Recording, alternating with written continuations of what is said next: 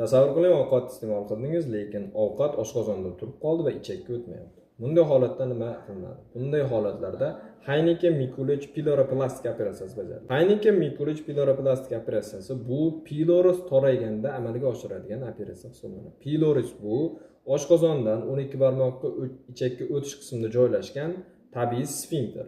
Bu sfinkterning normal holatda vazifasi ovqatni oshqozonda to'plab, porsiya holatida ichakka o'tishini ta'minlaydi. Bu natijasida ichakka tushadigan kuchli bosimni, kuchli massani kamaytirishdan iborat bo'ladi. Ba'zida ushbu sfinkter kuchli siqilib qolish natijasida ovqat butunlay oshqozondan ichakka o'tmay qoladi. Bunday holatlarda esa sfinkterni kesib, kengaytirish va operatsiyasi bajariladi.